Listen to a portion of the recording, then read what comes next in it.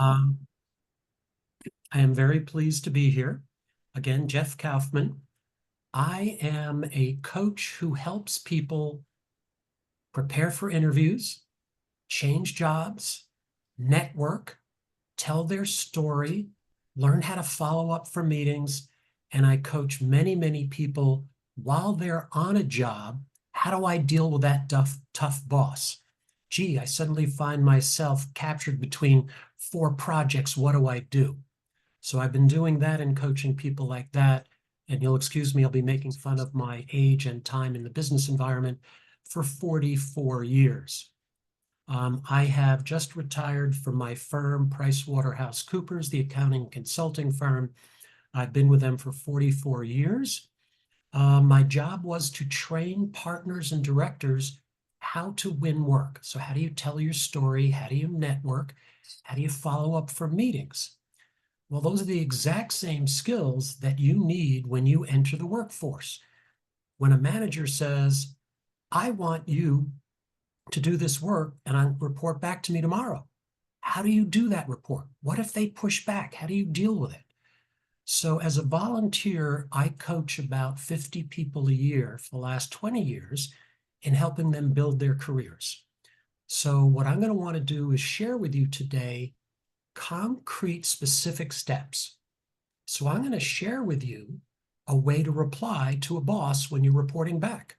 I'm going to share with you magic words for how to ask a great question. Because I find if I give you concrete practical steps, when we're done today, you can take some of them and go, aha, I'm going to make these 3 changes. So my request at the beginning of today's session, take notes, however you do that, on your phone, on a piece of paper. Look for 2 or 3 specific points that I raise and go, I'm going to use that. Or I think in the future I'm going to use that. Or boy, that would have been helpful if I had known it yesterday. Okay, so please look for those specific ideas. Andrew, if we can move to the next page. Here are housekeeping for the workshop, but I want you to look at this and everything I'm going to discuss with you today. Think about how this applies when you're on your internship. Starting in the business world is a different situation. If you haven't worked in an office before, if you haven't worked for a company before, if you haven't worked for a nonprofit, this experience is going to be different. And so I want to share with you ideas that I think will improve your chance of success during the internship and give you ways of expanding that to the next job opportunity. So if I look here, if you're on your internship and you have a Zoom call, have fun and participate. They hired you because they want you to be part of the team. So if you have a good question, ask it.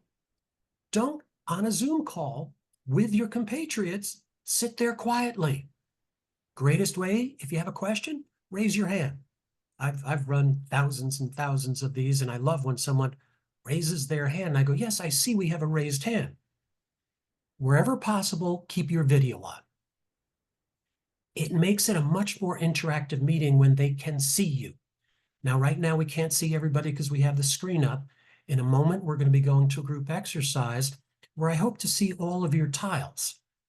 If it's possible, put on your screen. If you're traveling, if there's other reasons, don't worry about it. But if you can, in a business meeting, put your screen on because now you're participating. Be considerate and be sure your mute is on when you're not speaking. There's nothing more annoying when people are talking and then all of a sudden you're hearing this background noise. Best story I have on that, I was running a conference call like this and we had people all over the world. And for one person, it was midnight in his time zone. And in the middle of the conference, he didn't mute it and he started to snore. So put it on mute if you're not going to speak. All right, let's go to the next page. All right. This is a foundational point that I want to share with you. Every meeting I have run, every workshop I have run for over 20 years, I follow these 4 steps. And it's focused on share, don't tell. If your manager gives you a project during this internship and you report back the next week, instead of coming in and saying, the answer is, this is what we need to do. Well, you know what? You may not know as much about the project they gave you as your manager does. And it's not good to be wrong. So if I just tell, I might be wrong. So I follow these 4 steps. I say, let me share with you. I did this analysis. Let me share with you the result I found. Second step, validate. Does this make sense? And then you can say, can you describe to me any other steps I should be taking? What next step should I take? I have not reported, been in a meeting, run a workshop.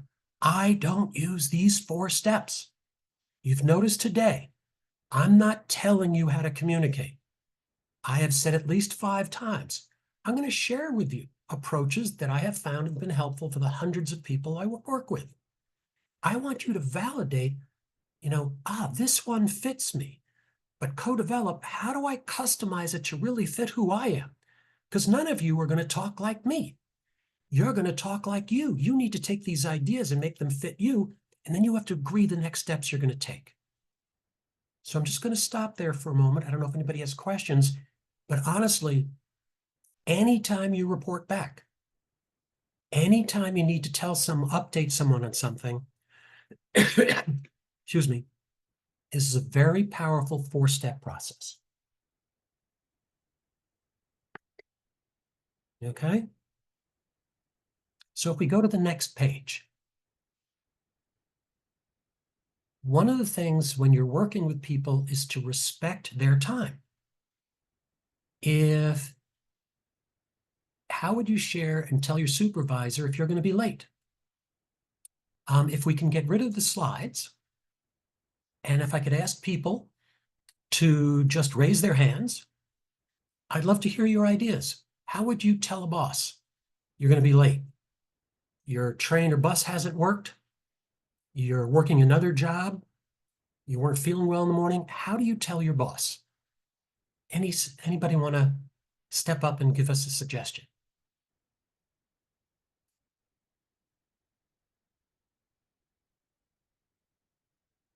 I'm going to call on some of you. Janaya Lee? I'm sorry, Janaya? It's Janaya, yeah. I would try to tell them like ahead of time. I would maybe like an hour ahead of time, apologize and explain why I would be late. I think that's great. If you could give them an hour and explain why. Don't be defensive. Look, the buses aren't running. New Jersey Transit's on strike. I had an issue where I had to take care of an emergency with the family. If you can give them that hour, do so. Now, how would you do that? What means would you call, text? What would be your best answer? Whatever form of communication be consistently be used throughout working together. So mostly probably email. Okay. I'm going to suggest, well, first of all, I love what you said. Anytime I start working with someone, I ask them, how best do you like me to communicate with you? And like, for example, I coach many people. So if I were to begin to coach any of you, I would tell you, send me a text if you want to speak.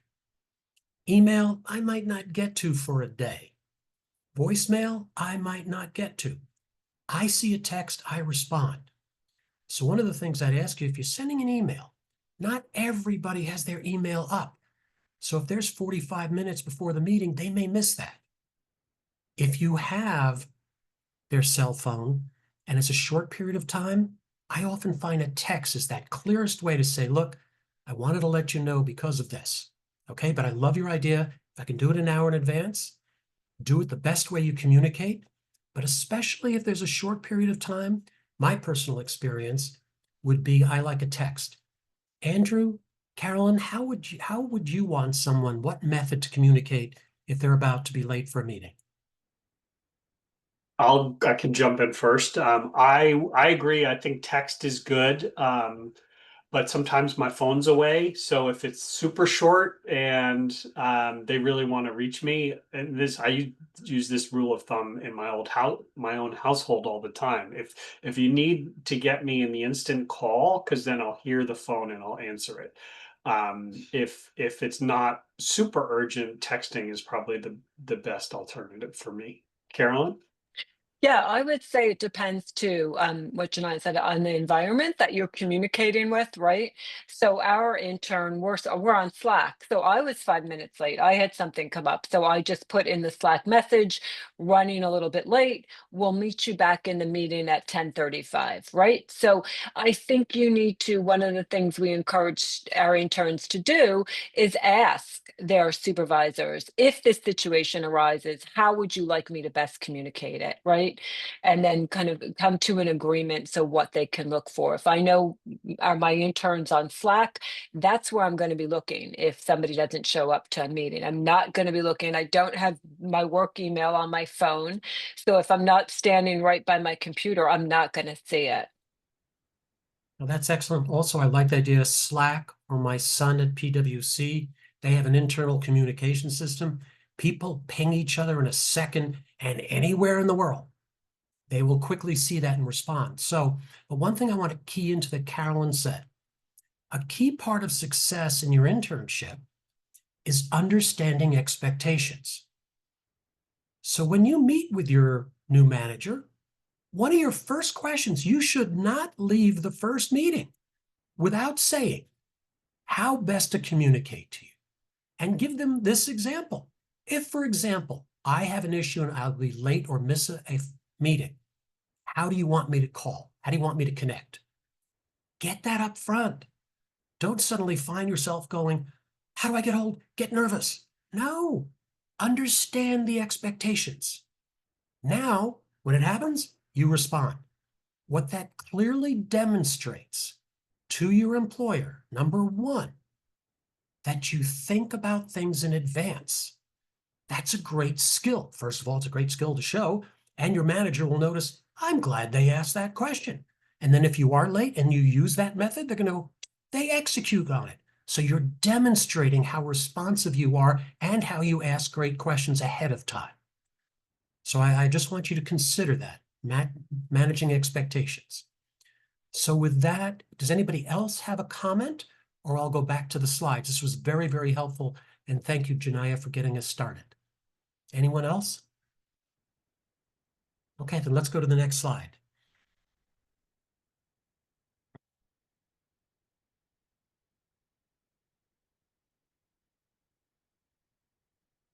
All right, just some fundamentals on communication that I want to share with you. Attending and missing meetings. We just covered missing meetings. Now, if you miss a meeting, don't say, oh, it's gone, I'll never know. If I was your manager, I'd want you to send me a text or stand outside my door and say, Jeff, I'm really sorry I missed the meeting. Do you have 10 minutes to quickly catch me up? Because the meeting probably raises some important issues. If I don't get caught up, I'm not going to be in the swing of things with the rest of the team. So don't be afraid to ask if you miss something, to ask what's the best way to catch up. Maybe there's another associate you're working with. Ask them for that update. But don't say, I missed a meeting, oh, I'm going to hide from it. Try to get that information. When you attend meetings, participate if you can. You know, as a manager and boss, I love when someone asks a question. You know, if all of a sudden we cover an issue and you would say, Jeff, can I ask you a question? How does this tie into my role? Can you describe to me how this fits into the project we're working on? That shows me you're thinking. And if you're thinking that question, others in the room are. And others are going to gain from it. And therefore, in my mind, you have just become a far more valuable associate because you asked a question. You helped the dialogue. Sometimes it's a little scary to do that. Now, one thing I often do is I'll say, you know, I'm not as familiar with this, but can I ask this question? That way you're saying, look, I hope this doesn't come across stupid. I don't use that word. But I'm saying, look, I'm not as familiar with this because I'm new as an intern, but can I ask this question? Now, if they say, oh, no, no, no, that question doesn't apply because of this, your caveat makes it not a big issue. But if it just also gets the person to understand that you're being careful and not being too pushy on, I've got this question. No, you're asking the question to help the dialogue and everybody else grow. Circle back with confidence. If your manager gives you a project and you're not sure what that answer is, don't hesitate to say, I'm not familiar with that answer, but I can get that answer and circle back to you. One of the most important parts of working within an office is to have confidence. You are all darn good young interns. They hired you for a reason. Be confident. Be part of the team. If they ask you a question and you don't know, it's not good to sit there and fumble. Oh, I'll do this. I think that. No. Honestly say, that's something I'm not familiar with, but I can research that and get back to you. Okay? So be confident in how you respond, even when you don't know the answer. When I look at channels of communications, that's something we just covered before. Do you use the internal communications like Carolyn suggested? Do you text? How do you get hold of people? In today's environment, if you don't ask that question, then you don't know how to communicate quickly with them. I'm going to tell you a really fun, silly story. I've been coaching PwC teams for the last 7 years in the Caribbean. One of my partners won a project to help the ministers of the country how they were going to computerize their work. Now, I'm an old man. I have a black binder. So do the ministers. The ministers sit in a room, take notes. Nobody puts that into any computerized system. So how can you tell what the ministers agreed 6 months ago, 18 months ago? So thank goodness the country of the Bahamas has decided we're going to digitize this. My partner, who won the work, did something as simple as said to all the ministers, you have a question as we go through this, you text me. Myself or my team will get back to you like that. Not a big deal, but the ministers loved it. You were using technology, they were getting quick answers, so understanding the channel of communications is so important. The last item I want all of you to think about at the beginning of your internship, understanding expectations. Your manager may sit you down and say, look, here's the role, and this is what we expect you to do. You know, you're going to have this project, that project, the other. But I'd like you to ask questions. Can you describe to me how often you want me to report to you? Can you explain to me if you'd like weekly updates? Can you describe to me what a successful project looks like so that I can make sure I meet or exceed it? Make this last item a high priority. If you don't discuss with your manager what they're expecting, it's just a guess that you may get it right. I want you to succeed. It's so much easier if I sit down and I'm working with Andrew, I'm working with Carolyn. Can we spend 30 minutes at the beginning of our internship? I want to discuss with you what your expectations are regarding how much time I'm in the office, how often I report to you. Do you want it in writing?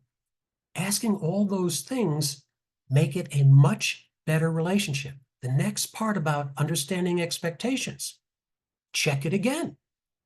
If you have a 2-month internship, maybe every 2 weeks you should meet with your manager and say, how am I doing against those expectations? Describe to me if any of those expectations have changed so that I can continue to grow in the next 6 weeks. So you've got to make expectations an important part of your career. When I've worked with hundreds of people within PwC, I like to describe it as you need to be active in your own career growth.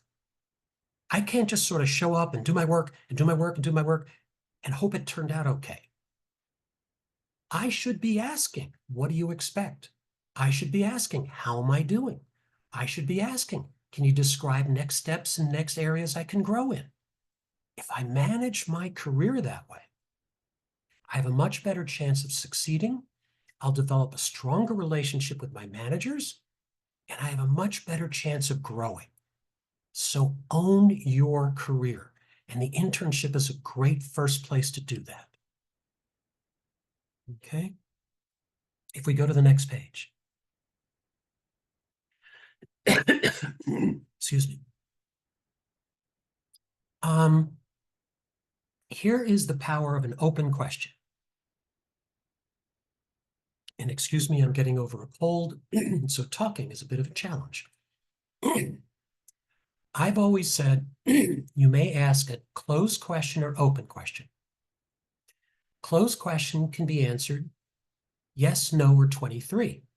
An open question gets you a lot of information. And here's where I make fun of myself. I'm a wizard. I'm giving you 4 magic words. Use these for the rest of your career. First of the man's name, Ted. Tell, explain, describe, S for share.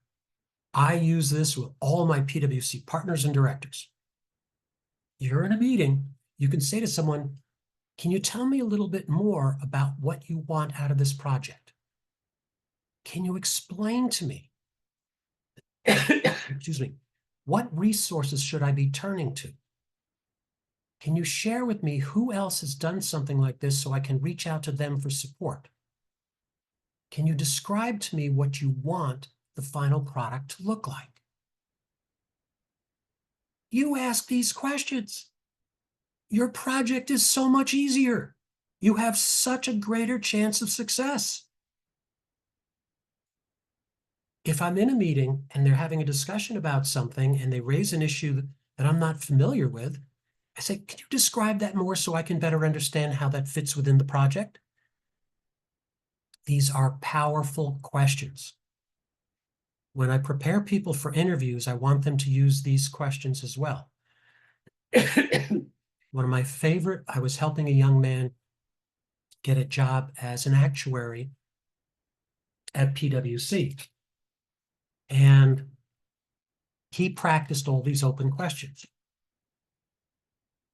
When the firm hired him, they called me back and said, Jeff, this young man's answers were darn good. His questions were better. He demonstrated the questions he'd be asking as an employee. That's why he got the job. So throughout your career, have confidence. Ask that question. And these are 4 magic words to get there. Okay? If I go to the next page, this is something my son and I have developed as we were working at PwC. Capture and communicate. Throughout your assignment, you're going to have accomplishments. You're going to help run a very successful community project. You're going to learn a lesson about, gee, if I had used this technology earlier and coordinated with this outside vendor better, it would have been better. Gee, I gathered insights I can use on my next project. Take some time and find a way to keep track of these things. One of the key things that you can use this for, communicate to your manager. As I said, if I were you, I'd say up front, I want to understand my expectations and I want to set regular meetings, even if it's 30 minutes over coffee, just to update on where we are. When you meet with your manager, it would be great for you to share with her, gee, I want to share with you this accomplishment I was part of. We did this, this, and this. That was a great learning experience. I gathered this insight. If your boss learns that you did that, they may have been busy on something else. Now you're bringing it to their attention. This is not grandstanding. This is communication. Now they know you're good at this. When the next project comes up that builds off of that, they're going to look for you.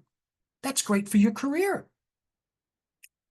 Plus, if you go for an internship next year for a full-time job, you can tell that story.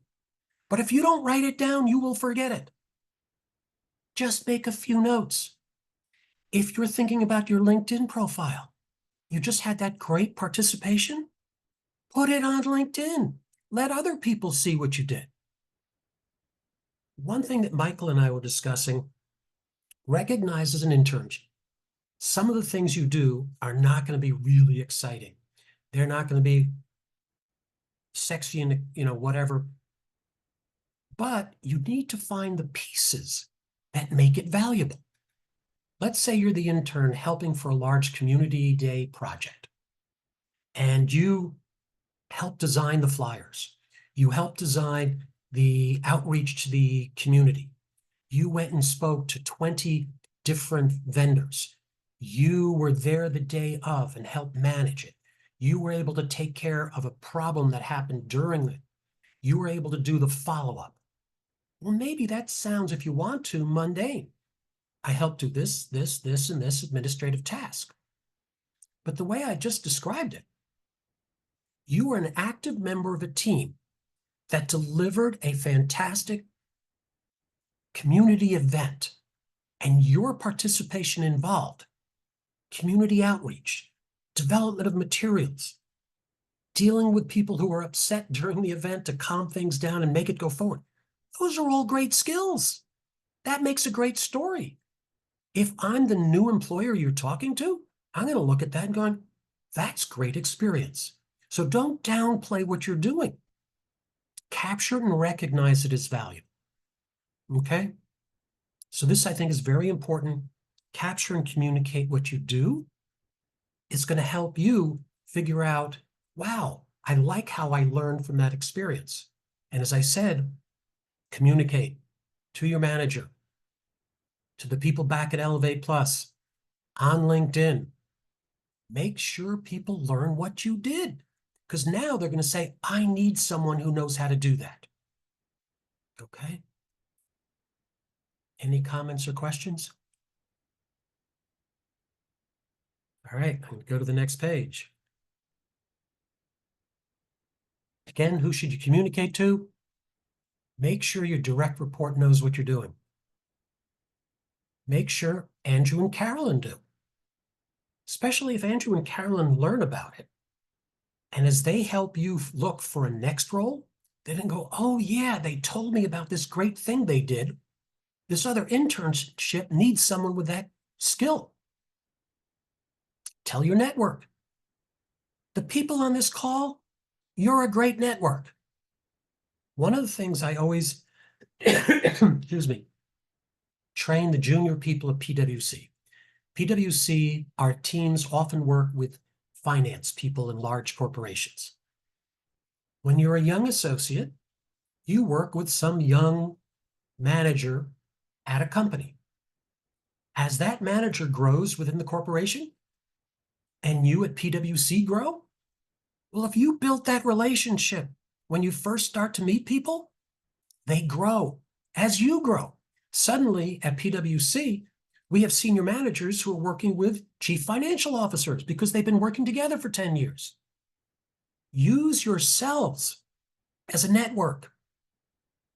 Build on that. Keep each other updated. Reach out once in a while. LinkedIn.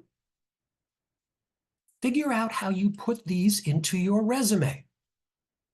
Now, I recognize every project you worked on won't have a measurable success. Oh, we collected $2 million. But you could have had a successful event, a successful mailing, a successful fundraising. So try to measure it. Tell your professors what you did. Your professors are a great resource for other hires or other graduates who you can network with to hopefully get a right job. Other faculty members and a special alumni. You can reach out to an alumnus, see what they're in, and go, gee, I recently worked in something similar. Can we set a time to talk? I'd love to learn from you. and I'd love you to introduce me to someone else. That type of networking is very, very powerful. As I've worked with Reverend Rod, I'm a very active member of the Fountain Baptist Networking Ministry. And Reverend Rod emphasizes 90% of jobs are found through networking. I met someone who introduced me to someone who introduced me to someone who then says, I need your skills. So your networking can start with as easy as, to an alumnus, I'd love to speak with you for 20 minutes. I want to learn about your career, about your department, and I want you to introduce me to someone else. And as you do that, you expand your network. You have to be able to tell these stories. Okay? Let's go to the next page. And that brings us to storytelling. If you tell me you're good at something, I have to make a quantum leap of faith that you're actually any good at it. If you tell me a story, it's more memorable because now you've demonstrated your skill. And as we say here, it's 22 times, all the research says, more memorable if you tell me a story. The way I do it, and I'm going to take these 4 steps and break it into 3. Situation and task to me is, what's the situation? What's the action you took? What's the result? When I tell a story, it takes about 30% on that first situation and task, 50% on action, 20% on results. Reason I do that, if you spend more than 30% setting it up, I'm going to be sitting there going, Andrew, get on with a darn story. 50% on action. Because most people, when they tell a story, they say, I led that initiative. I was one of the team members of that initiative. That tells me nothing. If I go back to my earlier example, I helped design the material. I was part of the community outreach. I spoke to the vendors. I helped manage the day. I then led the follow-up. That's detail. If I hear the detail you did, I'm going to go, wow, I need her on my team. And then you close it with a result. Last thing I want you to think about, all of you know someone, and I'm sure it's not you, who tells a story and it wanders and wanders and goes on and on. You don't know where they are. I tell a story in outline form. Here's the situation. I'm in paragraph 1. Here's what I did.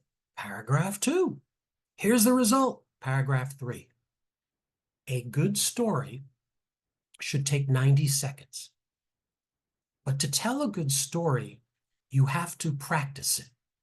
I'm going to tell you a story about one of my partners. I was preparing for a major meeting, and he had to tell his story at the beginning of the session. And we had a practice session before the big meeting. And he goes, Jeff, I spent 3 hours in front of the mirror practicing. And I was a bit of an ass, and I go, did you get any good feedback? Practicing is not talking to a mirror. Practicing is not thinking about it in your head. Practicing is turning to one of your compatriots here, to your friends, to your parents, and practicing it with them. Let them take out their phone and see if it's 90 seconds. Let them hear, tell them they should be listening for the issue, the action, the solution. Practice means having someone else give you feedback, okay? Stories are so powerful for the rest of your career. For every interview you go to, you need some good stories that are 90 seconds. If the person's interested, they'll say, tell me some more. But a 90-second story is very powerful. I've been telling you 2 or 3 stories throughout my discussion today to help hammer home and demonstrate to you my experience. Okay? Let's go to the next page. I'm just covering this. Where can you incorporate your stories? Interviews. When I have someone prepare for an interview, you have to tell a few good stories, or else you've lost the chance to demonstrate your skills, to credentialize yourself.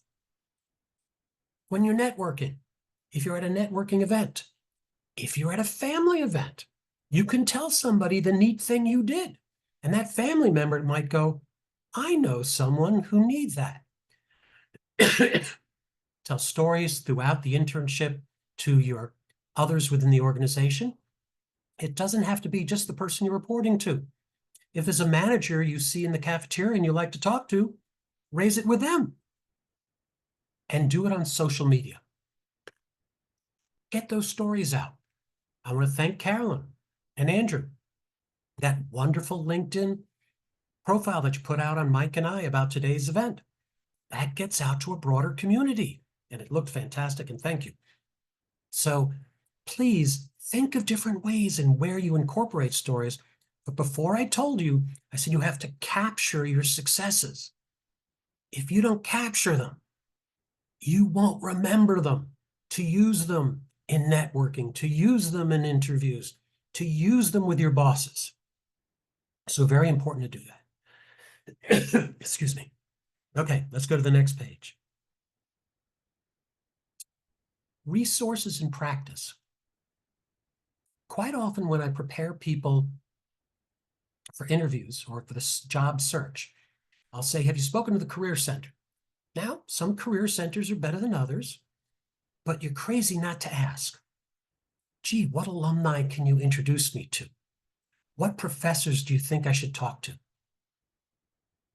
AI tools. The ministry just had a full session on how to use AI tools to say, these are my skills. What profession should I go into? Using AI tools to refine your resume. Now I'm going to ask you, use them as a tool. Don't rely on them. Double check that they're right. Is that really your voice? One of the most powerful things you have is you and your voice. Don't let a computer make it something different. Peer-to-peer, ask someone, ask a supervisor. Here's one that I think is important. Look for a mentor. My son and I are writing a book on mentoring. Informally, I've had some of my best mentors. They're not the ones the company said, Jeff, this is your coach. No, I got to know this partner. We worked on a certain project. She then became a great mentor that helped grow my career. I tried to do that as a mentor. PwC is a partnership. I helped 20 people become partner because I mentored them. I helped them through the process. Mentors are very, very valuable. Other people you trust. And also, if at some point another resource you can consider, and Andrew and Carolyn, if we want to, we perhaps send them the contact. The networking ministry is a group where every Monday from 10 to noon, Reverend Rod Williams leads a group.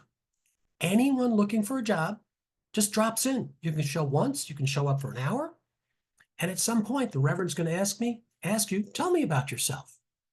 Well, that's great practice. He is an enormously powerful and effective executive coach. I have 20 years experience. There are 3 or 4 other coaches. We all have different perspectives. All of a sudden in that 2 hours, you listen to other people telling their stories, other people updating on what they're finding and how they're looking for a job. You learn so much. And I've worked on that for about the last 6 or 7 years. That's another resource for all of you to consider. Right? The next page. This is LinkedIn. If you see someone puts up a story, share it. Make this community grow. Applaud your peer who just did this great thing. This is how you expand. This is how you make someone else look good. It's part of our role in life. Help others. So if one of your friends just did a great thing and it's in LinkedIn, push share. Maybe that's going to get to 20 more people, 200 more people. Now, all of a sudden, if one of them goes, wow, what she did, I need someone like that on my team. You may help them find a job. So please look for ways to share. This is making your peer network successful. All right. And here, if I go to the next page, setting the stage. all of you, and that's one of the first things I do when I coach people. If you meet someone, the first thing they're going to ask you is, tell me about yourself. Now, 90% of the people I work with, when asked that, what they do is they go, oh, here's where I am in school. Oh, I had this internship. You read them their resume, your resume. Instead, I want you to think about key characteristics. You know, I'm someone who loves working with teams and leveraging technology to connect people. That's a great skill. I'm someone who likes getting into the detail of a problem, coming at it from a new perspective. Think about some of your skills. I'm a sales coach. I have key capabilities that I bring to the table. It's not my 44 years as a tax partner living overseas. There are skills and experience and passions I bring to it. So each one of you should practice, and perhaps Andrew and Carolyn, at a future date, if you'd like, or maybe it's already included in some of your interview prep, you must have your elevator speech. And it should be 3 key skills, experience, or passions that give me a great picture of you. And that's an introductory paragraph. Now you need a story to back up each one. So today I can't get into too much detail, but your networking, your interviewing, you are going to be asked, tell me about yourself. This is something to practice and get better at. And with that, I'm going to ask you, Andrew, if you can take down the screen. And I'm going to go around and call on some of you. What are 1 or 2 things that you heard today that you think you'd like to incorporate? Camillus, did anything resonate with you?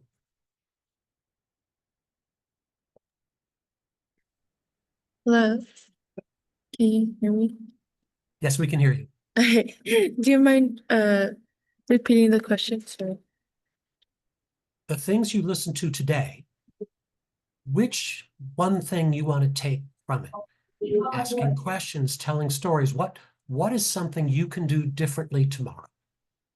I think in the asking questions area, obviously in a professional setting is differently. So just being a little bit more I guess like when I don't know something in internships, wise, always ask questions before try to like type things out, you know. When I first, that's excellent, Camillus, and I thank you. When I was first a manager and I learned how to delegate, I had some people who would ask me 20 questions so they really understood it. And then I had other people who were afraid to ask a question, ran off, and wasted a lot of time. So Les, I think each of you have to learn.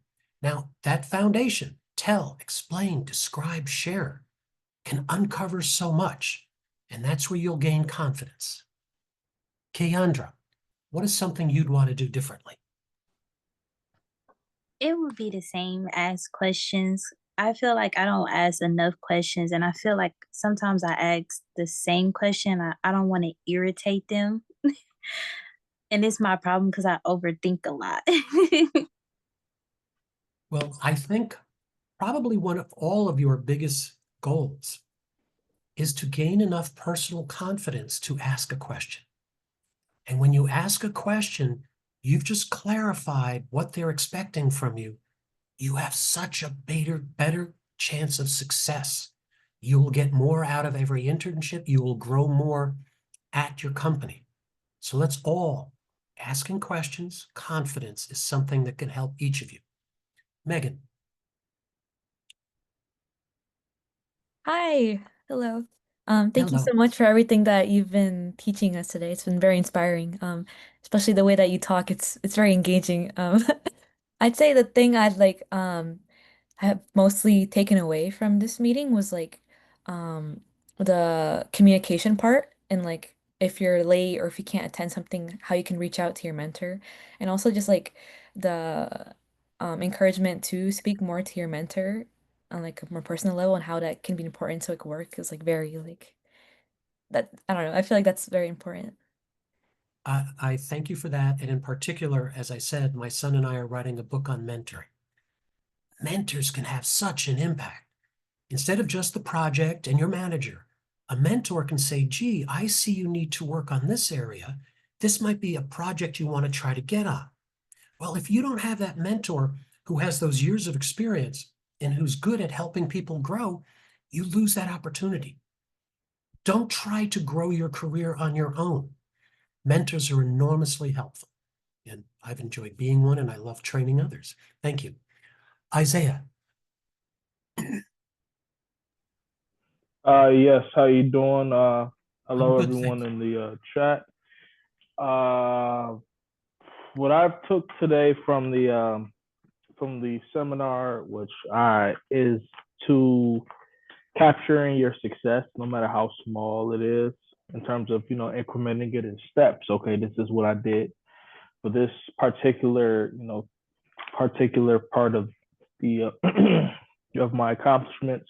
Just incrementing the steps, like you said, capturing it so you won't forget it once you have an interview with the whoever's interviewing you, so they can be more likely to hire you or more likely to call you back if in terms of the next step, in terms of incorporating stories, practicing it, and just I would say just understanding your expectations, how to communicate specifically with your employer or your peers, and saying, okay, how do you think I'm doing on this? Every 2 weeks, which I do like. There was a lot of things that I really enjoyed about this session. Thank you, Isaiah. You gave a large summary of most of the things I covered. But I'm going to highlight one in particular you ended with. Internships are a limited period of time. Your manager may be very busy. Maybe they're not that good or that experienced working with interns. If you ask them, can we have 30 minutes every 2 weeks for a quick update? How am I doing and where can I grow? And that's a chance for you to capture and communicate. You've been capture and communicate. You tell them the great things you did. When you have those updates, it's not just how am I doing? It's I'd love to share with you the 3 projects I worked on and what I learned. What else do you think I should do? Do you hear how much more active that is? If I'm sitting down with my manager and say, so how am I doing? No, I want to use it as a chance to, again, share. Let me share with you what I've done. Validate this is the type of work you want. Ask a question to refine what should I be working on next, and then agreeing the next steps. Share, validate, co-develop, agree next steps. That's how you lead this bi-weekly meeting. You're going to get so much more out of it. I don't want you to finish an internship and shake your head. How'd I do? What did I accomplish? No, I want you to work actively on your career, work actively with your manager. Now, not every manager is good at this. Some of them won't say yes, but I bet you 80% will. And if they do, you will get so much more out of your internship. Ethan, any thoughts that you have?